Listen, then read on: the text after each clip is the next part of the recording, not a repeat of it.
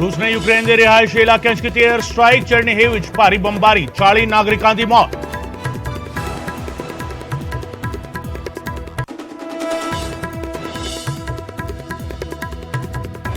रूस ने यूक्रेन के ज़ापोरिजिया परमाणु प्लांट को बनाया निशाना, दुनिया भर के हड़कंप। बाइडन, ट्रूडो और बोरिस जॉनसन ने की जेलेंस्की के नाल गल, यूएनएससी की सद्दी गई एमरजेंसी मीटिंग। कीव ते कब्जा करने की तैयारी दे विच रूस, राजधानी नूं बख्तरबंद गड्डियां ते टैंकां ने पाया घेरा। कीव के बेहद नेड़े पहुंचा रूस का 64 किलोमीटर लंबा फौज का काफला।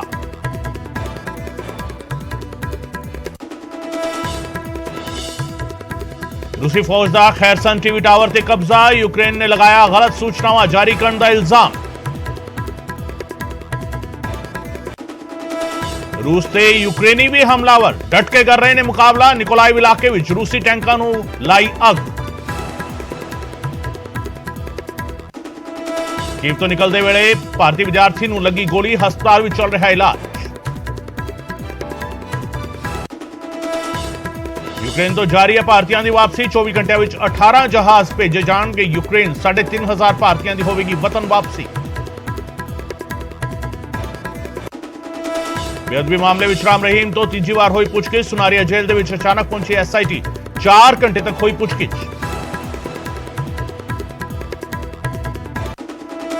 फाजिलका विच ईवीएम स्ट्रांग रूम में चली गोली, अपनी ही पिस्तौल तो चली गोली दे नाल सब इंस्पैक्टर की मौत, पुलिस कर रही है मामले की जांच। मोहाली विच भारत का टॉस जीत के पहला बल्लेबाजी का फैसला, अपना 100वां टेस्ट मैच खेड रहे हैं विराट, तो रोहित शर्मा पहली बार कर रहे हैं टेस्ट की कप्तानी।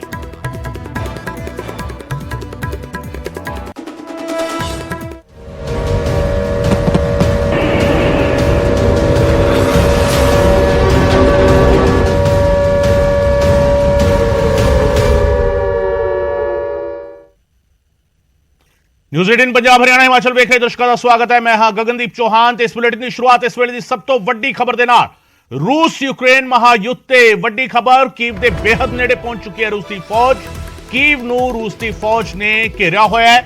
कीव दे नेड़े रूस की फौज का 64 किलोमीटर लंबा काफला पहुंच चुका है।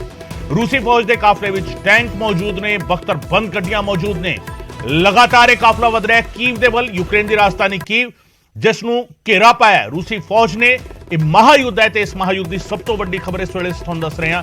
यह काफले दीयां तस्वीरां ने जिहड़ी सामने आईयां ने, 64 किलोमीटर लंबा यह काफला दस्सिया जा रहा है। बख्तरबंद गड्डियां इस काफले में शामिल ने, टैंक शामिल ने, फौज का असला इस काफले दे विच शामिल है, फौजी टुकड़ियां शामिल ने, ते सारा दा टारगेट इक्को है कीव, यूक्रेन की राजधानी। कीव दे वल वध रहा है काफला, फौज का काफला जिहड़ा लगातार कीव दे वल वध रहा है, बेहद नेड़े पहुंच चुका है कीव दे।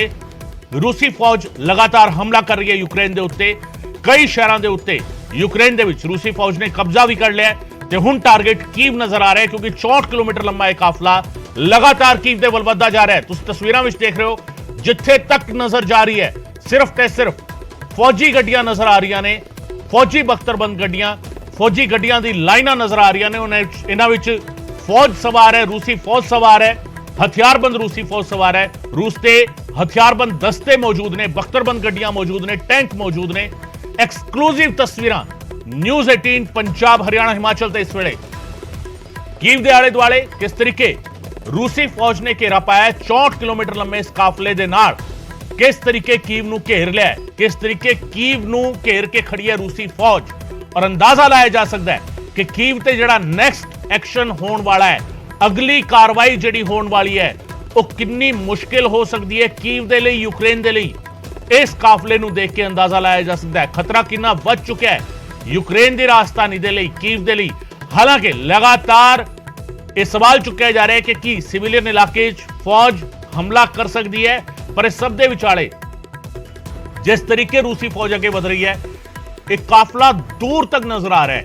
वो इलाके जिहड़े शहर तो बाहर ने, बाहर तक हाईवेज से एक काफला मौजूद है, तो इसे करके ये मन्निया जा रहा है 64 किलोमीटर लंबा यह काफला है। जदों ये कीव दे विच एंटर करेगा तो कितनी तबाही मचाएगा, सवाल इस गल नूं लैके है।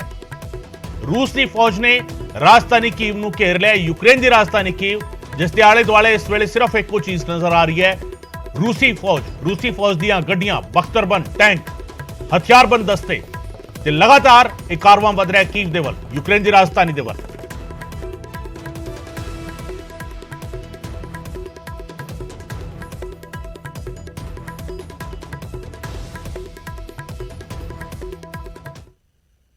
उधर रिहायशी खेत्रा ते रूस ने हमला किया है। रिहायशी इलाकों में रूस ने एयर स्ट्राइक की है। चेरनीहिव दे रिहायशी खेत्रा ते भारी बंबारी की गई है ते रूस के इस हमले दे विच 40 नागरिकों की मौत हो गई है। हमले विच 18 यूक्रेनियन जख्मी हुए ने। रिहायशी इलाकों के असं लगातार सवाल चुक रहे हैं न्यूज़ 18 पंजाब हरियाणा हिमाचल से।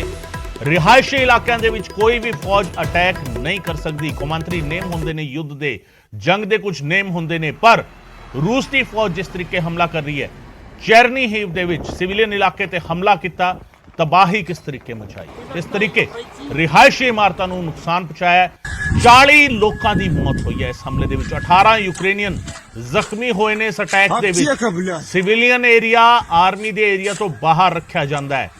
सिविलियन एरिया बिल्कुल जंग की मार तो बाहर दसिया जाता है। कौमांतरी नेम ये कहते ने, पर नेम छिक्के टंग दिते गए ने। तबाही का मंजर हर पासे है। सड़कों से मलबा डिग्या पिया है, इमारत खंडर के तब्दील ने। ते वड्डी खबर यह है कि यूक्रेनियन लोगों से जिहड़ा रूस का यह हमला सीगा चेरनीहिव दे विच, इस दे विच 40 आम लोगों की मौत हुई है। तस्वीरां असीं धुंधली कर दित्तियां ने क्योंकि तस्वीरां दिल दहलाण वालियां तस्वीरां ने। आम लोगों से हमला कर रही है रूस की फौज ते रूस की फौज नूं, रूस की सरकार नूं कौमांतरी पद्धर ते इस गल का जवाब देना होवेगा। सिविलियंस नूं निशाना बनाने पीछे मंतव की है, सवाल इस गल नूं लैके है। इमारतां खंडर दे विच तब्दील हो चुकियां ने, इमारतां मलबे के ढेर विच तब्दील हो चुकियां ने, लोकां दे घर मलबे के ढेर विच तब्दील हो चुके ने।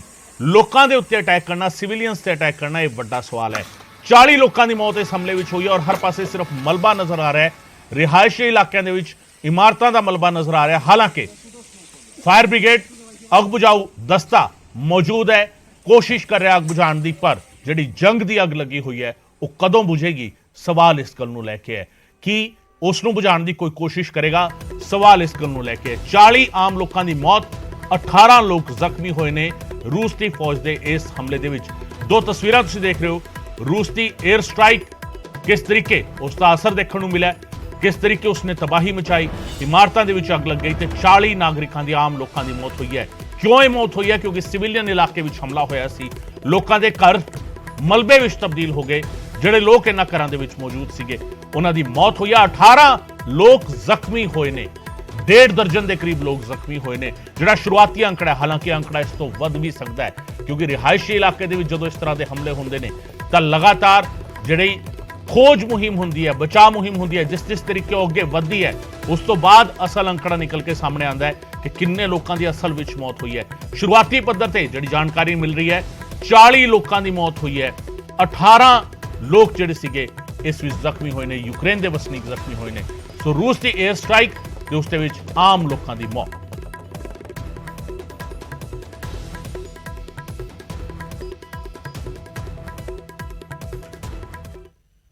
उधर रूसी फौज ने टीवी टावर ते कब्जा कर लिया। खैरसान दे विच टीवी टावर ते रूस की फौज ने कब्जा कर लिया ते यूक्रेन ने इल्जाम लाया कि गलत सूचनावां दित्तियां जा रही ने रूस के वलों।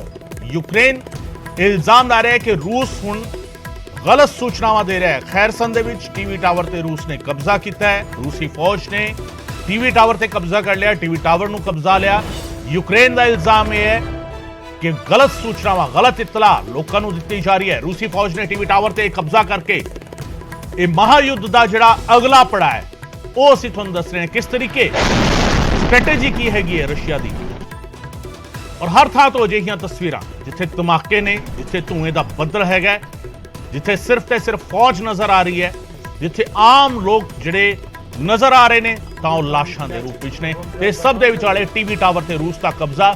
इल्जाम ये लग रहे ने कि रूसी फौज ने टीवी टावर ते कब्जा करके, यूक्रेन ने इल्जाम ला रहा है कि गलत सूचना रूस की फौज दे रही है। यूक्रेन का इल्जाम रूस के उत्ते है।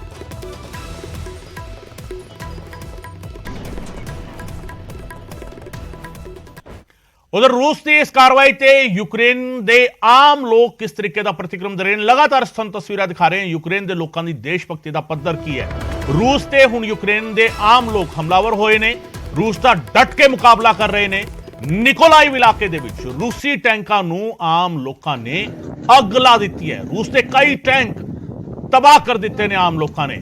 तस्वीरां तुहानूं दिखा रहे हैं असीं किस तरीके ये आम लोगों की कार्रवाई है। ये फौज नहीं, आम लोग जो मैदान में डट जाते हैं, जो आम लोग कहते हैं कि तुसीं साडे मुल्क ते हमला करके साडे नाल गलत किया है, असीं इसका जवाब देवांगे, असीं इसका मुकाबला करांगे। ते मुकाबला करने के लिए आम लोग मैदान दे विच डटे, आम लोगों ने तैयारी की।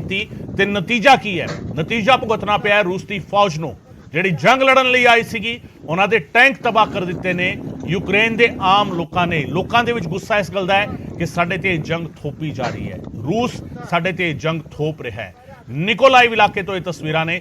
इस तो पहला भी कई तस्वीरां अजिहियां सामने आईयां ने जिथे जिहड़े लोग ने, निहत्थे लोग, वो हथियारबंद फौजियों के सामने जाके खड़ गए ने। हथ खड़े करके उन्होंने विरोध किया फौजियों का, ते फौज अगे नहीं वध सकी। ते ये उसे विरोध का दूजा रूप है जिथे लोगों ने मोर्चा साम लिया, टैंक तबाह कर दिते ने।